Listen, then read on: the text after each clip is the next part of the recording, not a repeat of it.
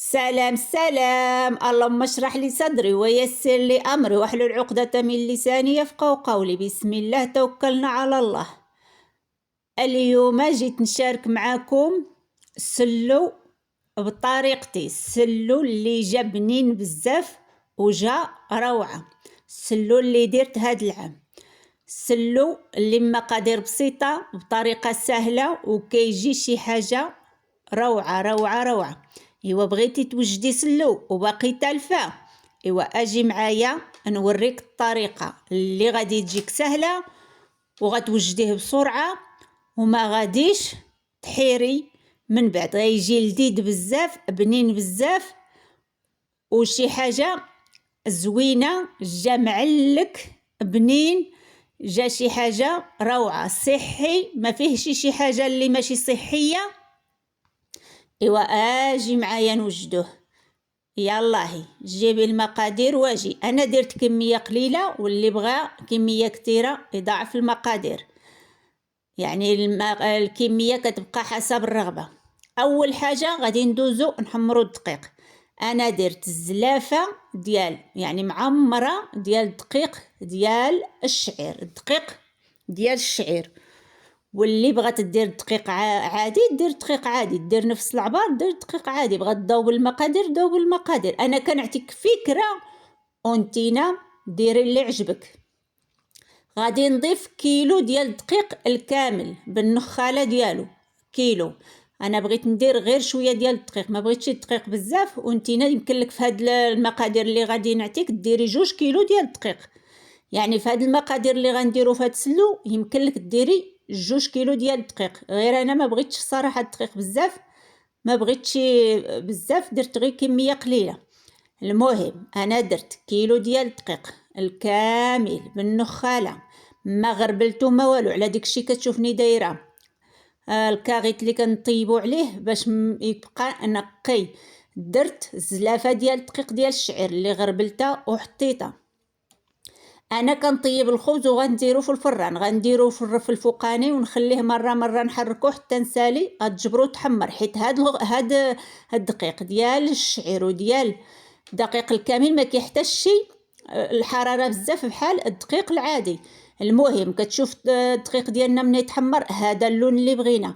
الا ما كنتيش عارفه اللون اللي كتحتاجي يعني كتقولي واش باقي خضر ولا نزيد له شويه، جيبي شويه ديال الزيت وديري فيها شويه ديال الدقيق وهيدا كيبان لك القوام اللي بغيتي، كيبان لك واش صافي ولا عاد تزيدي له. يعني بهاد الطريقه غادي تعرفيه 100%. شوفي الكولور ديالو، الكولور هذا اللي بغينا، يعني مذهب شويه وماشي محروق وماشي بيض، يعني عنده اللون مذهب زوين. وهاد الدقيق ديال الشعير والدقيق ديال الكامل راه خصك تحضيه، ما كيحتاجش الحراره بزاف. دابا غادي ندوزو للجنجلان. بطبيعه الحال الجنجلان اللي عندنا مغسول ومنقي، قبل ما نغسلوه كنغربلوه كنغسلوه من بعد كنقيوه. دابا من بعد ما نشفناه انا غادي نزول منه زلافه. عندي كيلو الجنجلان، غادي نزول واحد الزلافه، غادي نحطها على جانب، غادي نقليها في الزيت. والكميه اللي بقات لي غادي نحطها في الكوكوت وغادي نقليها. غادي نبقى نحرك، ما تغفلوش عليه لان الجنجلان دغيا دغيا ما كيتحرق. حطي الكوكوت فوق البوطه منقصه وبقاي كتحركي بهاد الطريقه، ما توقفيش.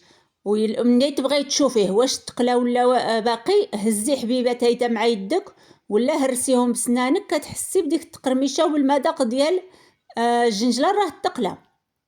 صافي كتزوليه. الزلافه اللي كنت زولت معاكم ها هي درتها وخويت عليها الزيت وكنقليها حتى هي ما تغفلوش عليها، لان هذه غنخليوها هذه صاينه باش كتجي ديك التقرميشه وكتبقى مقرمشه في السلو. كل ما داكلي كتحسي بديك التقرميشه السلو عفوا ديك التقرميشه ديال الجنجلان كتطرطق في فمك.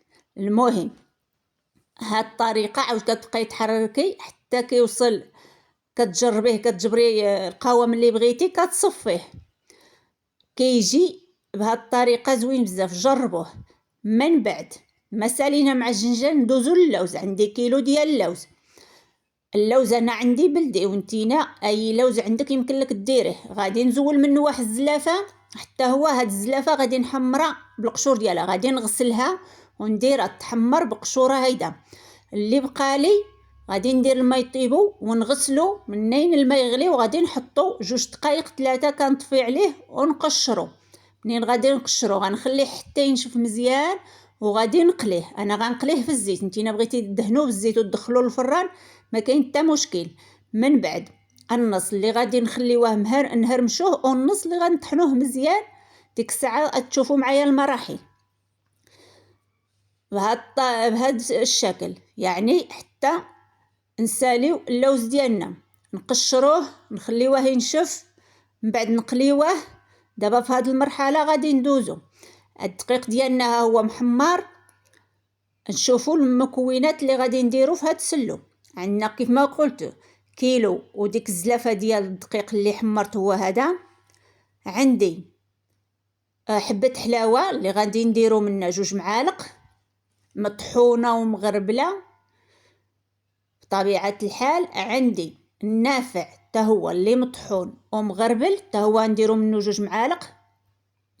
عندي مسكه الحره، غادي ندير 4 ولا 5 ديال الحبات غادي ندقهم مع السكر.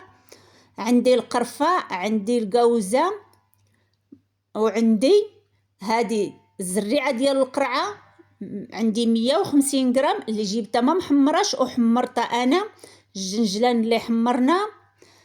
يعني دابا المكونات اللي غادي نحتاجو في هذا السلو كيف ما قلت لكم: الجنجلان اللي عندنا محمر، القرعه اللي جبت 150 غرام جبتها ما محمراش وانا حمرتها. الجنجلان اللي حمرنا في الزيت. عندي بيبه اللي حتى هي جبتها ما محمراش وحمرتها، عندي الربع يعني 250 غرام كامل. هاد الشيء ما كانش محمر، انا اللي حمرته. اللوز اللي حمرنا خصو يكون بهذا الكولور. اللوز تسلو خصو يكون محمر شويه، ماشي يكون ابيض، خصو يكون محمر بهذا الكولور. اللوز اللي حمرناه بقشورو ها هو حتى هو واجد، يعني المكونات كاملين دابا عندنا واجدين. بعد ما كنحمرو كامل كنوجدو كامل. السكر انا غادي ندير السكر البني، ما غنديرش العسل حيت عندي في القناه العسل. هاد المره غنديرو بالسكر، السكر البني، وغندير كميه قليله، يعني ما نديرش بزاف د الحلاوه، غنديرو ماشي حلو هاد السلو. وغنديرو بالزبده. الزبده عندي نص كيلو الزبده ديال البقر، يعني الزبده حيوانيه. ديك الساعه نوريكم الطريقه كيفاش غنخدموها. والزبده ديال البقر راه صحيه، ماشي يجيش شي واحد يقول لي ماشي صحيه. السكر هذا اللي قلت لكم انا غندير السكر الاسمر، غادي نطحنو، غادي نوريكم مني كينطحن كيفاش كيرجع. كنطحنوه بطبيعه الحال ونغربلوه. غادي ندوزو نطحنوه، كتشوفي نطحنوه. مني كطحنو كيرجع بهذا الشكل، ما كيبقاش اسمر وما كيرجعش بيض يعني بحال السكر العادي. ضروري ما تدوزيه في الغربال ويكون الغربال رقيق. انا ندير كميه قليله. غادي ندوزو نوجدو الزبده ديالنا. انا عندي نص كيلو، غادي نديرو في واحد الكاسروله ولا واحد المقله ولا اي حاجه ونعملو فوق البوطه يدوب. كيف ما كتشوفوا هذه الزبده ديال البقر. اما الا كانت ماشي زبده ديال البقر ما ديروهاش، الا كانت عاديه ما ديروهاش. غادي نديرها حتى تذوب. من بعد ما دابت كنخليها ترتاح شويه وكندوز كنصفيها بهذه الطريقه باش تضمني باللي سلو ديالك واخا يبقى عام واخا يبقى شحال ما يبقى راه ما يحمض ما يجرالو والو. كنصفيو ديك الزبده كامل، كنزولو منها ديك الحليب. كتشوف كيف كيبقى ديك الحليب، ها هو ديك الحليب صافي. غنسيبوه الزبده ديالنا. من بعد ما صفيناها غادي نردوها فوق البوطه دغلي حتى يولي اللون ديالها شفاف وما يبقى فيها حتى شي قطره ديال الماء. انا كنقص لها ديك الحليب باش ما تبقاش تجيب واحد الوقت طويل فوق البوطه حتى تحرق. بهذه الطريقه كتبقى الزبده بالمذاق ديالها وما كتفسدش. من بعد تشوفوا كيفاش الكولور ديالها كيولي. دابا غادي ندوزو من بعد ما طحنا جميع العناصر ديالنا، غادي ندوزو باش نخلطوا السلو ديالنا. هذا اللوز اللي حمرناه بقشورو، كتشوفوا كيف طحناه بحال املو بخاليني يعني مطحون. هادي بيبا اللي طحناها حتى هي حتى خرجت الزيت ديالها بهذا الشكل. كيف ما كتوضح الصوره كتوضح احسن من الهضره.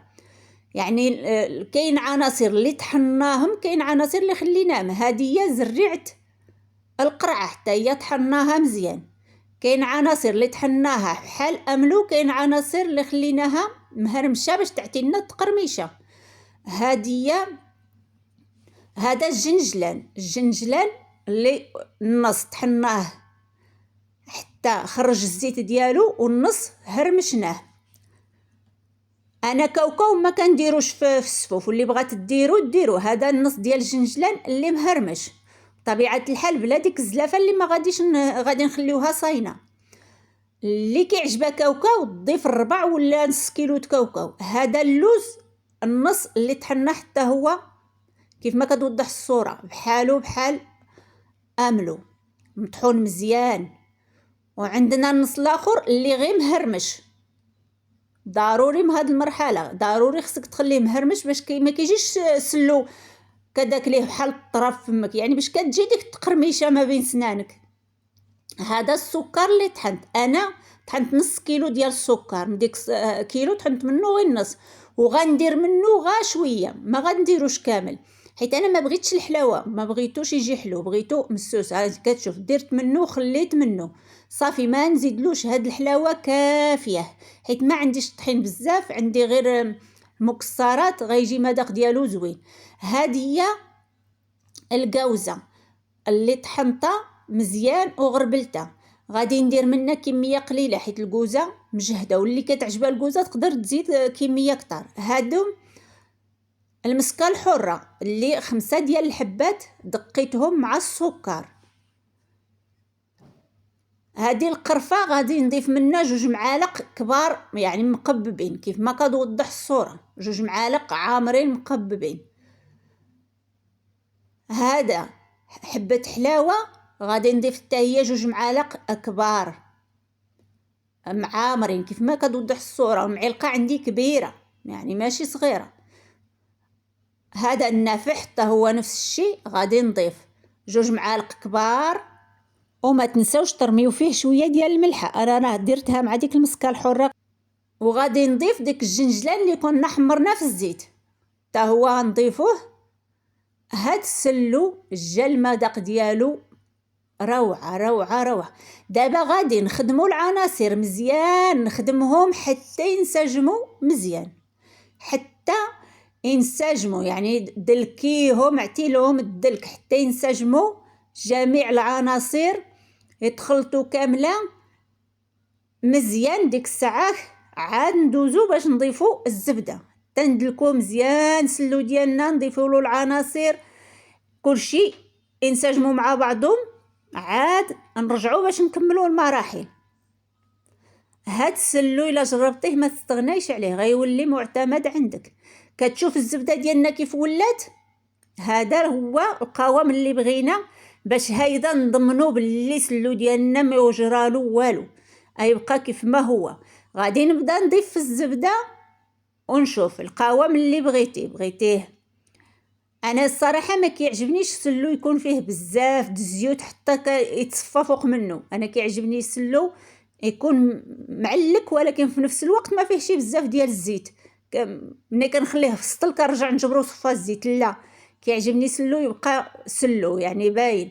المهم انا كنضيف الزبده وانا كنخدم حتى نشوف شحال خصني. هي ماسومينوس هذا المقدار كنديرو كيهز لي نص كيلو.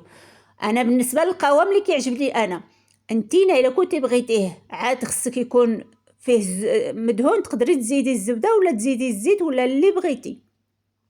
كتشوف انا درت ديك الزبده كامله، بقى غير ديك القاع يعني ديك اللي فيه ديك الشوائب هذوك ما زدتهمش، يعني نص كيلو د الزبده. كتشوف كيف جا معلك، يعني سلو ديالي معلك واحد التعليكه فيه روعه واحد المذاق. اما الحلاوه جات فيه يعني مناسبه. اللي ما كتعجبوش الحلاوه يعني يعجبو بزاف هذا القياس، واللي كتعجبو الحلاوه يزيد السكر ولا العسل ولا براسو. مهم هاد الكميه اللي درتلو جاتو مناسبه بزاف، يعني جا الحلاوه ديالو ما كتحسيش بها، في نفس الوقت ماشي مسوس، جا معلك، جا شي حاجه روعه. المهم دابا غادي نخليو سلو ديالنا حتى الغدا في الصباح يبات، وعاد ديك الساعات ندوزو نشوفو وندوقوه، الا خصو شي حاجه نزيدولو، ما خصوش غنجمعوه في السطل.